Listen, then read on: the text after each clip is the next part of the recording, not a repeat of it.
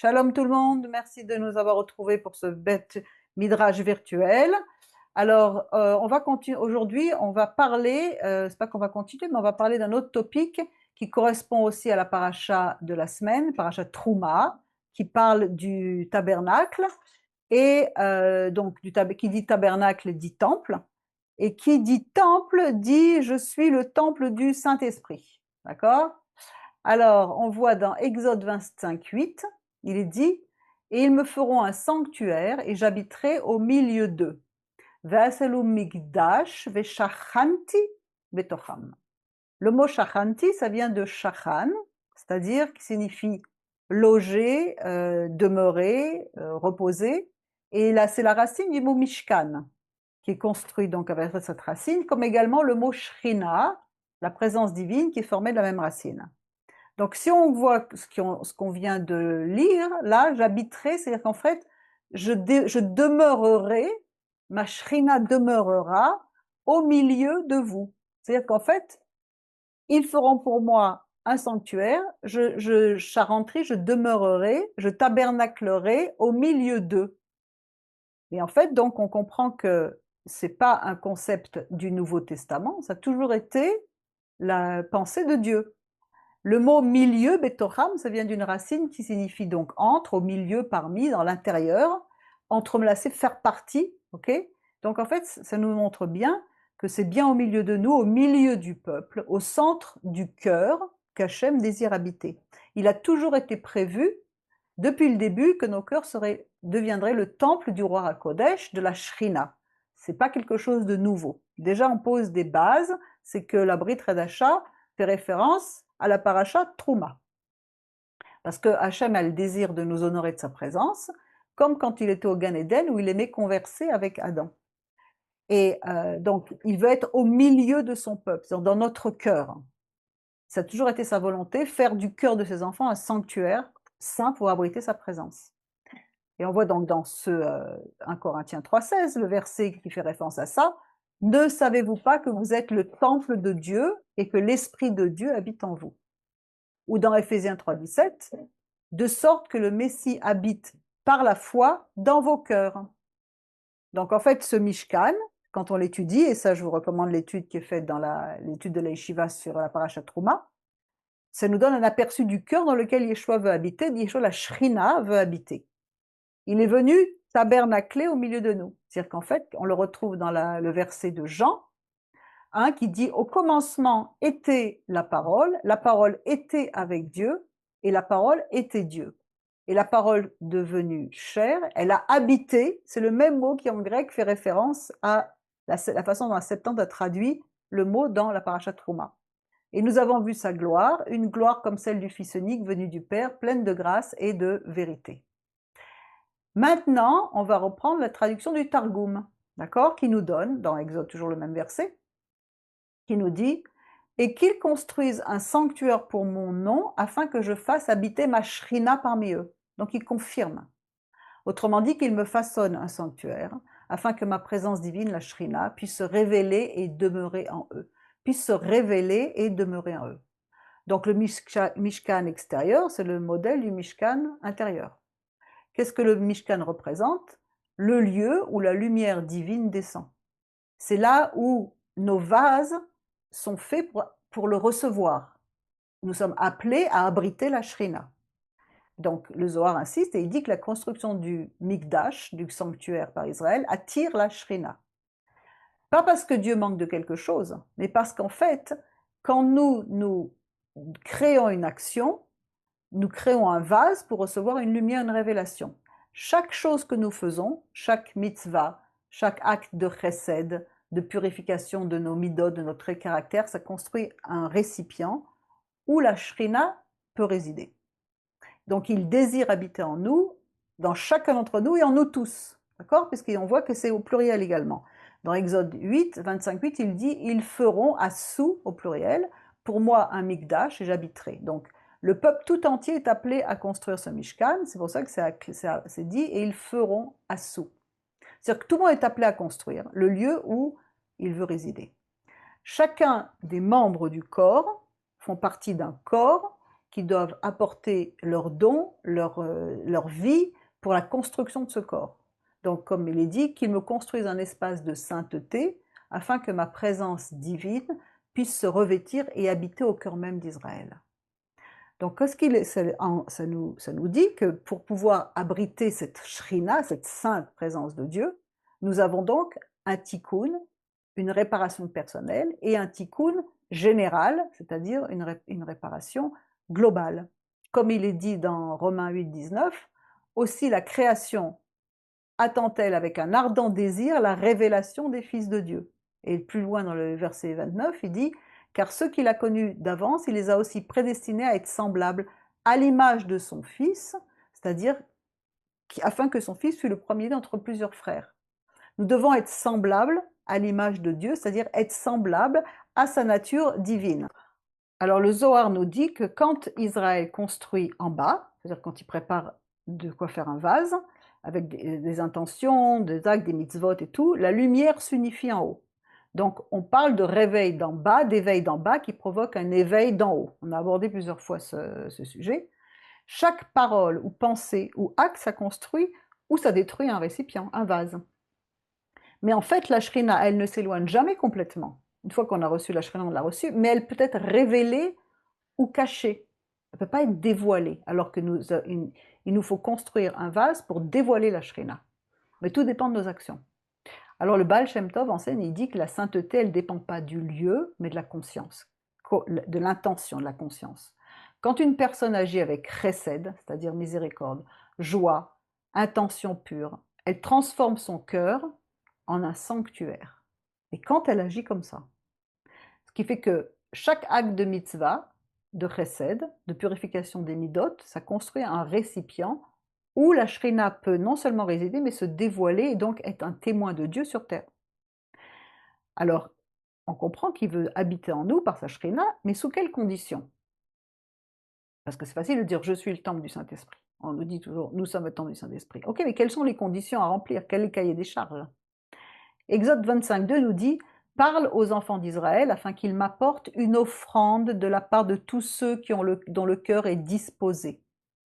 Tu ne prendras pas mon offrande de force. » C'est-à-dire que tu prendras de ceux qui ont choisi d'être comme je suis, comme ma nature divine, qui travaillent pour être comme moi, c'est-à-dire dans le don.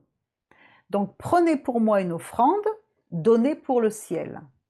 Et la paracha, elle commence « Travailler dans le corps du Messie pour moi, pas pour vous. Comme prenez-moi. » Parce qu'il dit, la paracha, elle dit « Prenez pour moi une trouma. » C'est-à-dire en fait, une offrande pour moi. C'est-à-dire pour mon nom. Ce n'est pas une offrande à proprement dit, mais c'est plutôt d'ailleurs une restitution. Parce que les enfants d'Israël sont appelés à venir rendre de bon cœur ce qui appartient déjà à l'Éternel. C'est lui qui nous donne la possibilité de redonner. Dans Exode 25, il dit « Parlez aux fils d'Israël et qu'ils prennent, yikrou, pour moi une offrande élevée, trouma. Vous prendrez, tikrou, mon offrande élevée, troumati, de tout homme qui aura un esprit libéral, c'est-à-dire qui est dans le don.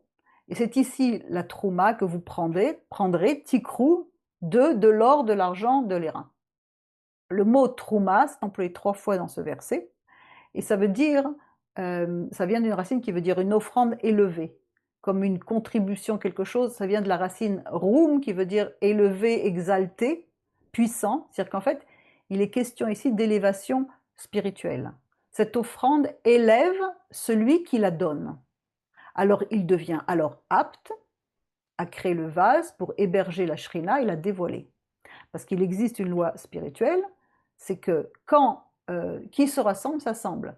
Quand nous revêtons la nature de Dieu, c'est-à-dire son don gratuit, le don gratuit qu'il fait, c'est-à-dire que lui est purement dans le don, alors à ce moment-là, nous lui ressemblons et nous devenons un avec lui. Mais seulement dans ce cas.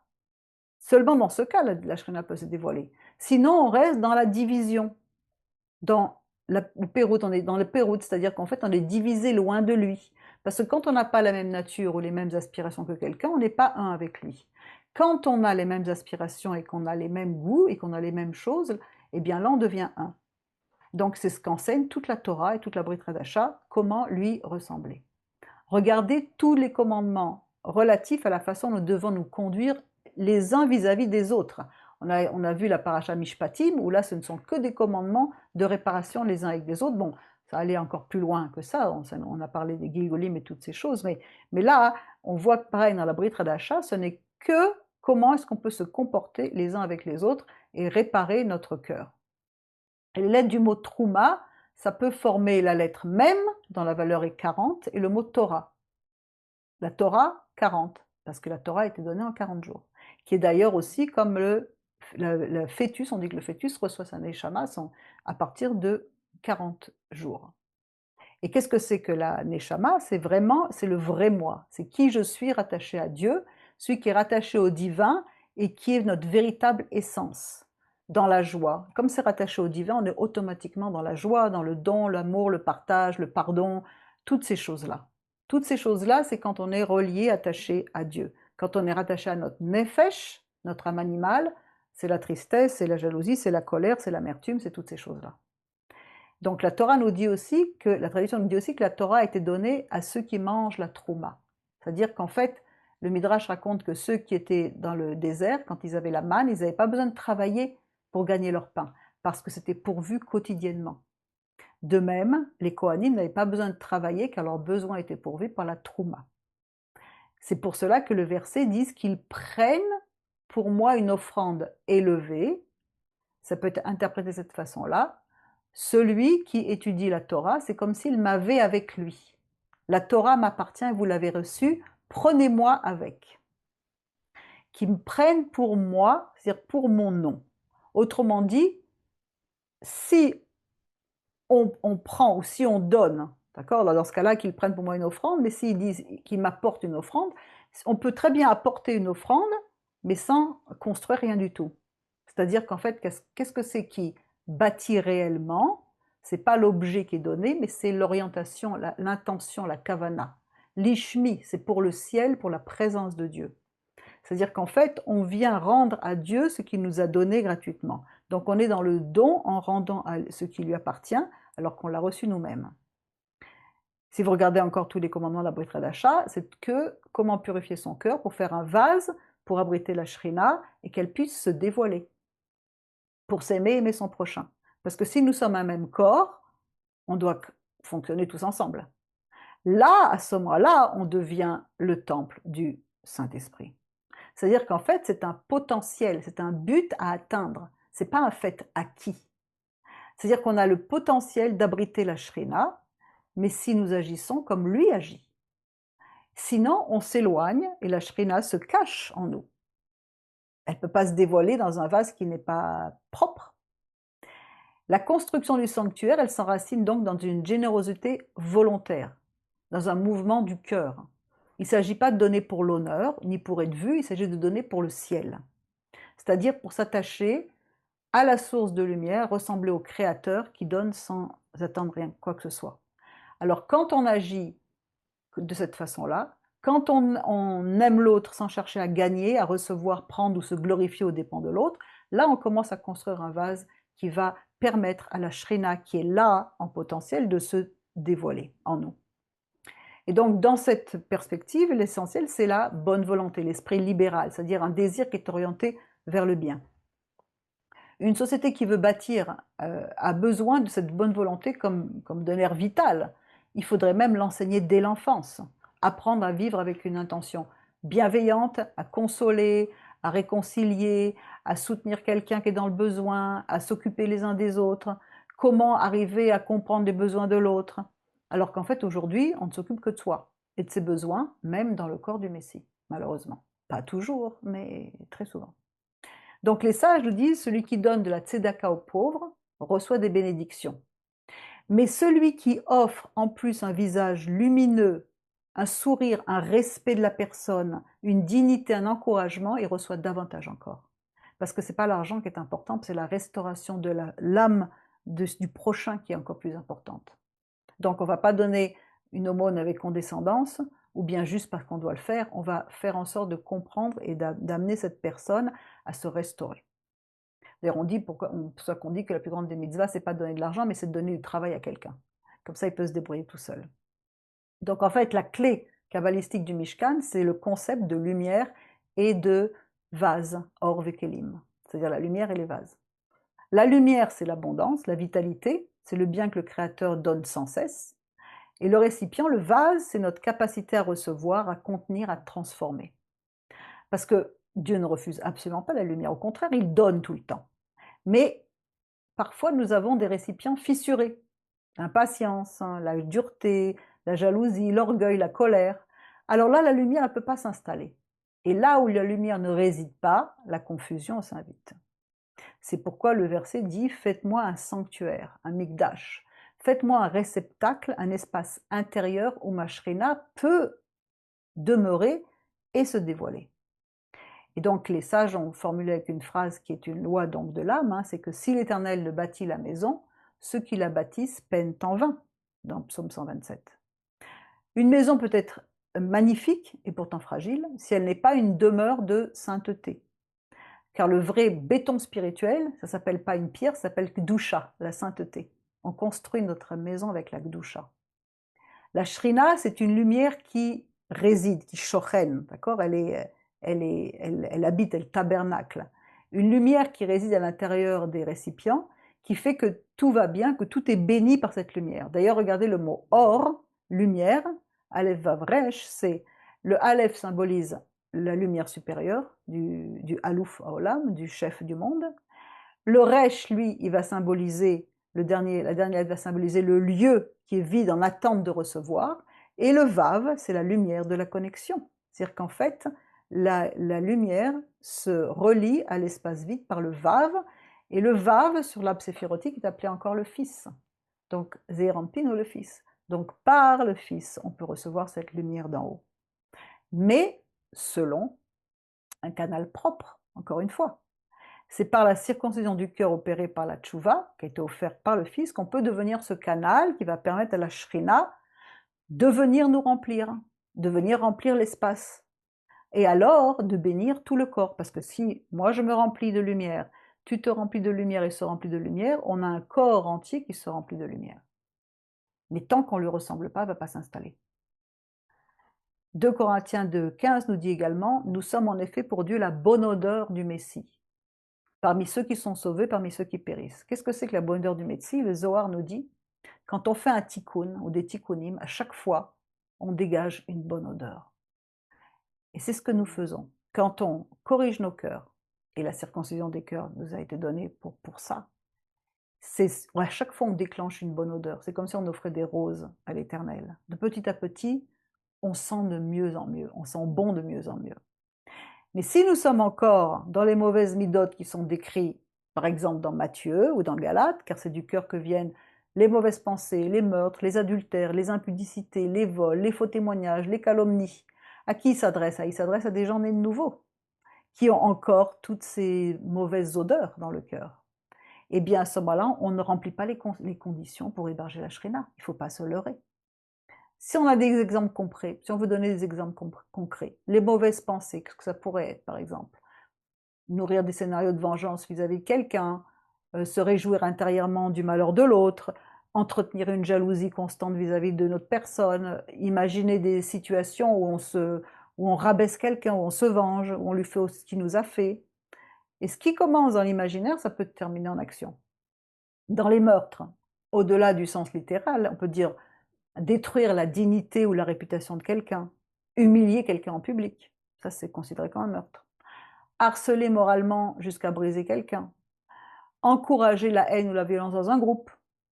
Et également, pourquoi? Parce qu'on dit que quand on humilie quelqu'un en public, c'est comme si on verse son sang parce que la personne pâlit et le sang se retire. Donc c'est très très grave. Les adultères, ça inclut la rupture de fidélité. C'est entretenir volontairement, par exemple, une intimité émotionnelle secrète avec quelqu'un alors qu'on est engagé ailleurs. Chercher des connexions qui dépassent les limites saintes. Avoir des fantasmes. Regarder des choses que l'on ne devrait pas regarder à la télé. Tout ça, ça fait partie de toutes ces choses de mauvaise odeur qui font s'éloigner la shrina ou le Saint-Esprit. L'impudicité, c'est pareil, agir sans respect pour soi, pour les autres, utiliser les autres comme un objet, manipuler quelqu'un pour obtenir une gratification personnelle, ne pas respecter les frontières émotionnelles de quelqu'un, par exemple.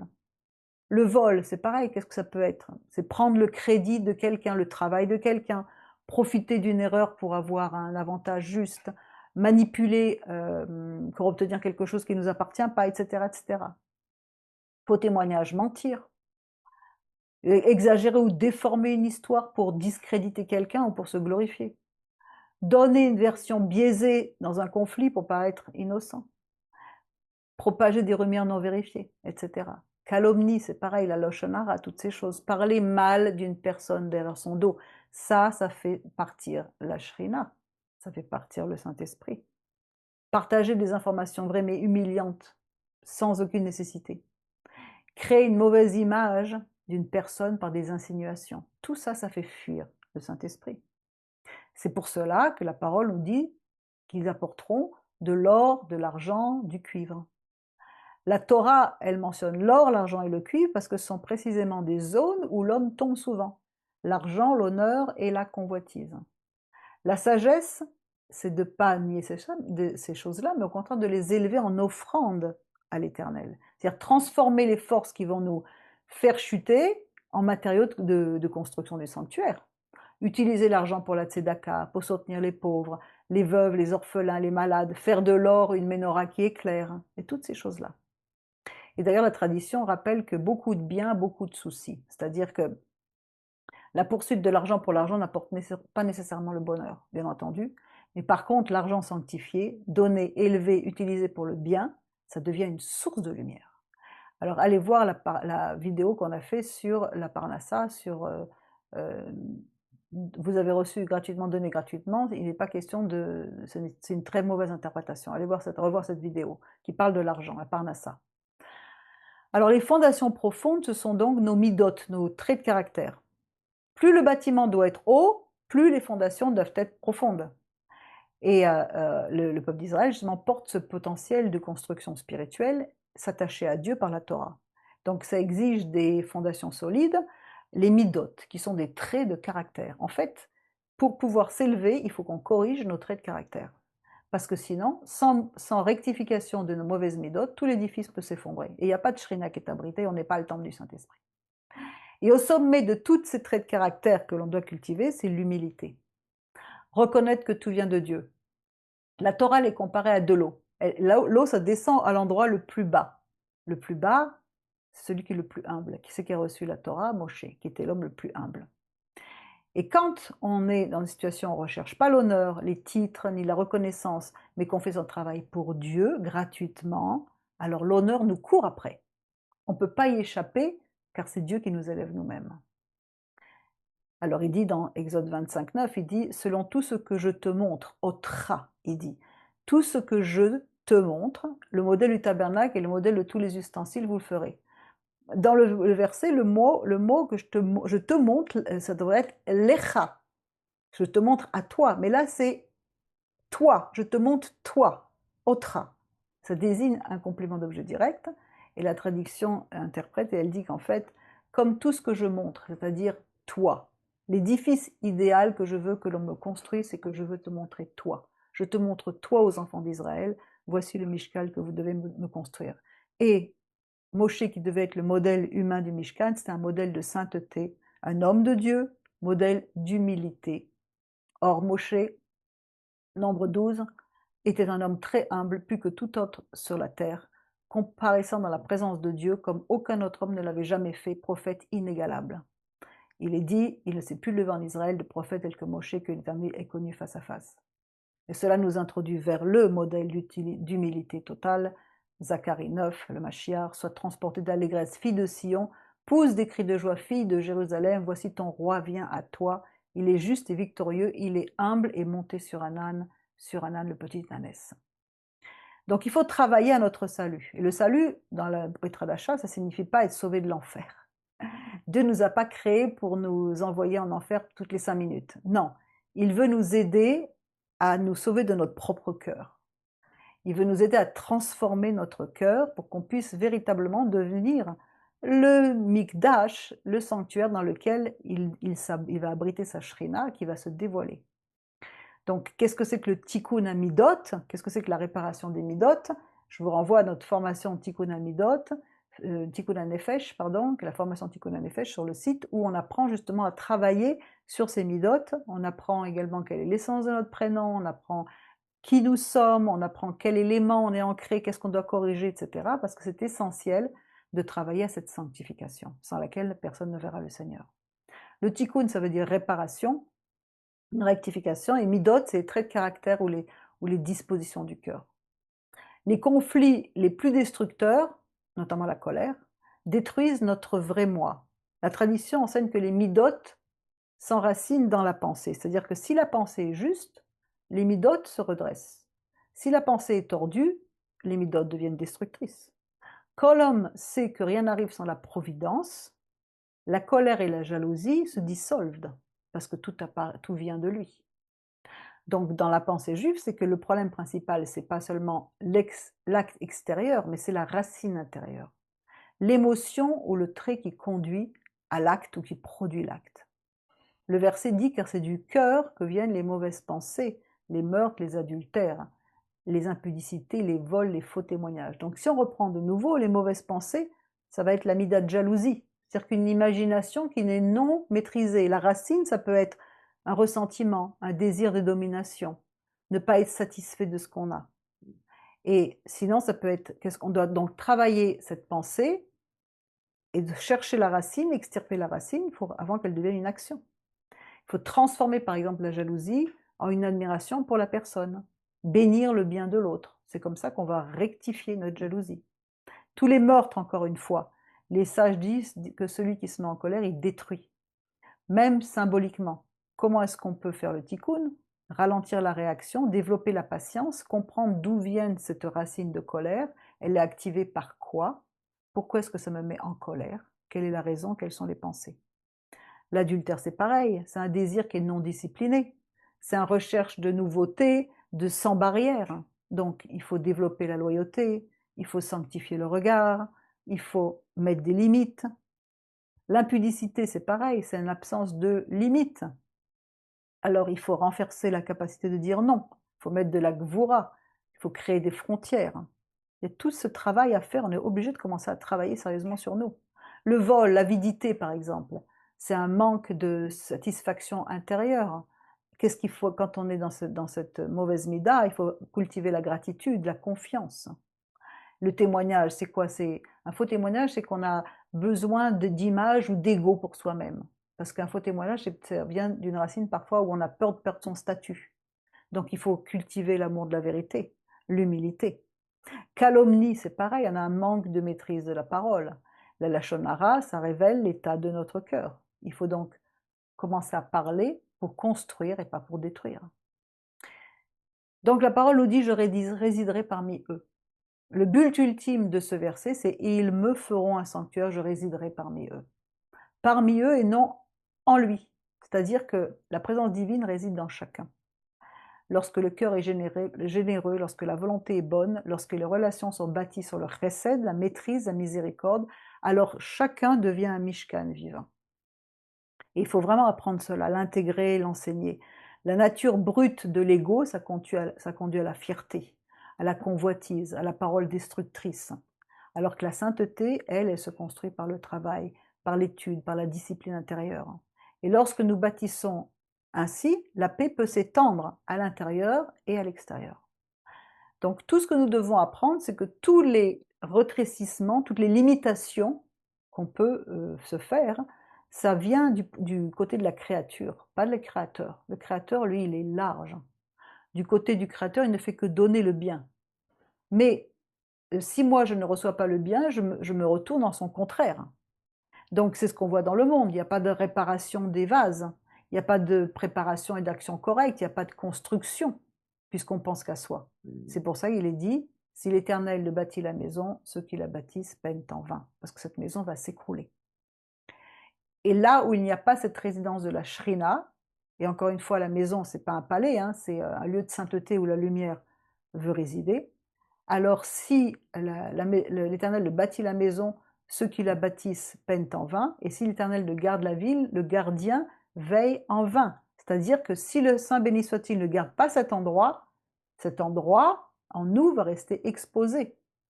malgré toutes les protections qu'on peut mettre nous-mêmes. S'il n'y a pas de sainteté dans ce lieu, il est exposé et toutes sortes de destructeurs peuvent y entrer. Chez un individu, dans une ville, dans un pays, partout. Tandis que celui qui garde et qui nettoie et qui abrite, qui devient véritablement le temple du Saint-Esprit, il va être gardé et protégé. Vous voyez, aujourd'hui, tout le monde cherche une protection. Pourquoi? Parce que les temps sont difficiles et les gens commencent à ressentir l'anxiété. Il y a beaucoup d'anxiété, beaucoup de dépression, beaucoup de choses comme ça.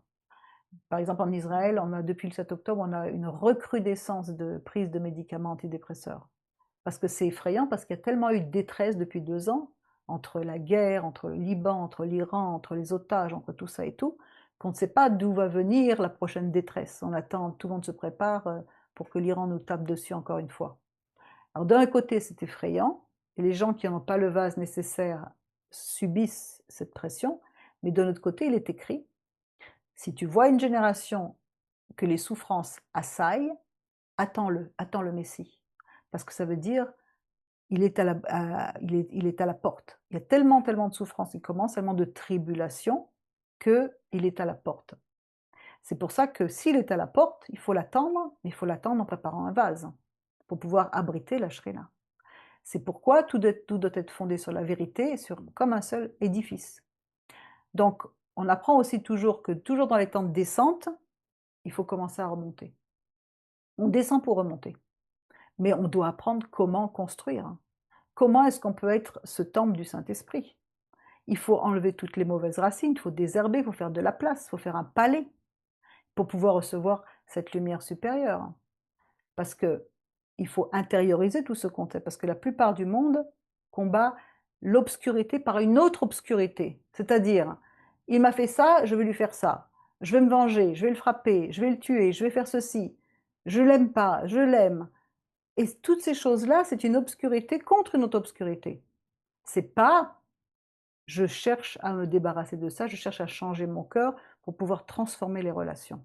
Donc en fait, on doit apprendre ce que la Torah nous enseigne, combattre l'obscurité par la lumière. C'est un entraînement, c'est pas facile, mais c'est un travail sur soi qu'on doit faire. Et le remède, c'est pas l'obscurité, c'est pas la force, et le Mashiach va amener la délivrance dans un seul but. C'est-à-dire pourquoi? Parce qu'en fait, la lumière doit chasser l'obscurité. La lumière, c'est ça. Donc, quelles sont les fondations pour construire un vase et un monde solide? C'est écrit dans le psaume 89, c'est écrit un monde de chesed sera construit. Olam chesed yibane. C'est-à-dire qu'en fait, sera construit, c'est-à-dire que tu veux construire un monde durable, une famille unie et aimante, construis-la sur la base de chesed.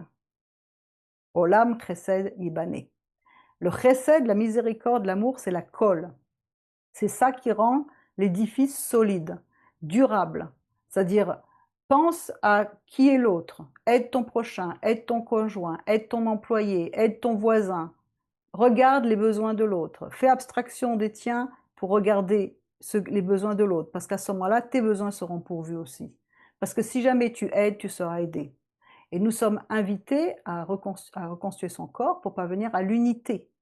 C'est-à-dire que dans le monde supérieur, où tout est un, l'unification, c'est-à-dire le yichud des 10 sphirotes du monde du tikkun rectifié, du monde du tikkun, donc ces 10 sphirotes, c'est-à-dire que l'unification, redevenir un, ça rectifie la discorde et le manque d'unité des sphirotes supérieures, qui sont brisées parce que justement il n'y avait pas d'harmonie entre elles. C'est ce qu'on appelle la brisure des vases, c'est un petit peu compliqué pour ici, mais ça a été reconstitué par Hachem, et il nous reste néanmoins la tâche de devenir ouvrier avec le Seigneur pour reconstituer cet ensemble et ramener le tout à l'unité, comme Yeshua le mentionne quand il dit dans Jean 17, il dit « Je leur ai donné la gloire que tu m'as donnée afin qu'ils soient un comme nous sommes un ». Donc on revient au un, moi en eux et toi en moi, afin qu'ils soient parfaitement eux, et que le monde connaisse que tu m'as envoyé et que tu les as aimés comme tu m'as aimé. Alors comment faire? En travaillant déjà à reconstituer une unité en nous, dans notre âme. C'est écrit, tu recouvriras l'arche d'or pur à l'intérieur, à l'extérieur. Tout érudit de la Torah, dont l'intérieur ne ressemble pas à son extérieur, n'est pas un érudit de la Torah, d'après le Talmud. Tu couvriras l'arche d'or pur à l'intérieur et à l'extérieur. On doit être à l'extérieur ce que nous sommes à l'intérieur et à l'intérieur ce que nous sommes à l'extérieur. Donc comment est-il possible, le Baal HaTurim dit, de faire de son cœur un Mishkan pour la Shrina? C'est en consacrant son cœur à la Torah et au service de Dieu. Pourquoi est-ce que la Torah consacre-t-elle des chapitres entiers aux mesures, aux tissus, à l'or, à l'argent, aux anneaux, aux poutres? Parce que la Torah nous apprend que la spiritualité, ça flotte pas dans l'air. C'est-à-dire que ça se pose dans les détails. On ne sert pas Dieu avec des idées, on le sert avec des actes précis, avec des œuvres, avec des concrets, répétitifs, raffinés. C'est ça la grandeur du concept Israël, c'est faire descendre le divin dans le matériel, dans le réel.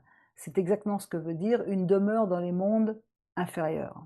C'est pas une sainteté juste au ciel, une sainteté dans le quotidien. Donc, le fondement qui dit qu'un monde de miséricorde sera construit, David Ameller, il donne ce principe d'architecture spirituelle. C'est-à-dire qu'un Mishkan ne commence pas avec de l'or, il commence avec du chesed, c'est-à-dire bonté active, don, bienveillance, patience, un bon regard, aider les autres, etc. Et le chesed, c'est pas juste faire du bien, c'est également un élargissement de notre cœur. C'est-à-dire qu'on devient un, un vase communiquant avec l'autre. C'est l'âme qui peut arriver à s'ouvrir pour laisser de la place à l'autre, et par là de la place à Dieu. Sans chesed, une maison, un foyer, un couple peut devenir un champ de bataille. Avec du chesed, même une petite pièce, ça peut devenir un sanctuaire. C'est pour cela que les sages nous disent que le monde tient sur 3 choses. Sur la Torah, sur le service divin et sur les actes de bonté, Gmilut Rasadim, sur les actes de bonté, c'est dans Pirkei Avot. C'est-à-dire que le monde, il tient pas seulement par la force ou par l'intelligence, il tient essentiellement par la capacité de l'homme à devenir un canal de bonté. Donc là, on peut commencer à dire qu'on est le temple du Saint-Esprit, pas avant. Parce qu'en fait, les gens les plus heureux sont ceux qui donnent, pas ceux qui prennent. Et si on peut faire un autre petit exercice, hein, on peut dire que aujourd'hui, on va dire, je vais construire un mikdash, un petit sanctuaire. Donc je vais choisir une poutre, je vais choisir une planche, un tapis, c'est-à-dire je vais choisir une action précise. Une parole que je peux rendre douce. Un jugement que je vais changer en compassion. Un acte de tzedaka que je peux faire discrètement. Un acte de chesed invisible. Une dispute que je refuse d'alimenter. Une mauvaise parole que je retiens, que je ne vais pas dire. Un jugement que je vais effacer. Parce qu'en fait, on ne construit pas et on ne guérit rien en renvoyant des ténèbres, une ténèbre pour une ténèbre, mais au contraire, on combat la nuit avec une lampe. Et la menorah du Mishkan, c'était pas un objet stable comme ça, c'était l'âme qui entend éclairer tous les recoins de notre âme. Donc, il faut bâtir pour que Dieu puisse habiter, construire pour que sa Shrina puisse se dévoiler. Là, on peut dire qu'on est le temple du Saint-Esprit. Mais si on est dans Matthieu, les choses du cœur, Galates, et qu'on n'est pas dans Corinthiens 13, dans toutes ces choses de l'amour, on ne peut pas revendiquer qu'on est le temple du Saint-Esprit. Parce que le Saint-Esprit, la Shrina, elle habite que dans un vase pur, propre. La Torah ne nous demande pas d'être parfaite, elle nous demande d'être constructeur, de construire. Donc, constructeur par l'humilité, par travailler sur soi, par corriger ses traits de caractère, par essayer de devenir dans le don pour pouvoir être comme lui, par la douceur, par la patience, par toutes ces choses-là, tout ce que le Brit Hadasha nous enseigne. Alors, à ce moment-là, la promesse va pouvoir devenir vivante. Faites-moi un sanctuaire et je résiderai en vous. Oui, à ce moment-là, on pourra dire que je suis le temple du Saint-Esprit. Donc, voilà pour ce message, que nous puissions mériter de bâtir des maisons de paix, des communautés de paix, une génération où la présence divine peut se dévoiler parce qu'il y a tellement de gens qui sont dans l'angoisse dans cette fin des temps. Donc c'est à nous de venir apporter la lumière au monde, de venir que les gens nous voient et que les gens voient la Shrina en nous, qui voient la présence de Dieu. C'est ça, être les témoins de Dieu sur terre. C'est ça que nous devons tous faire et tous travailler. Alors je vous invite tous à venir étudier avec tous les membres de l'Yeshiva du monde entier, par les cours de Torah, par les cours de restauration de l'âme, par les groupes de guérison, par tous les cours qu'on peut avoir dans tous les coins. Il y en a vraiment, hein, depuis plus de 20 ans qu'on travaille là-dessus. Et enfin, par l'école Or Haneshama, la lumière de l'âme que nous avons ouverte depuis 2 ans et qui est véritablement un succès. Baruch Hashem, la rentrée prochaine se fera en octobre, nous vous tiendrons au courant. Shalom à tous, merci, travaillons chacun à notre salut pour voir se dévoiler la présence du Mashiach sur terre. Shalom.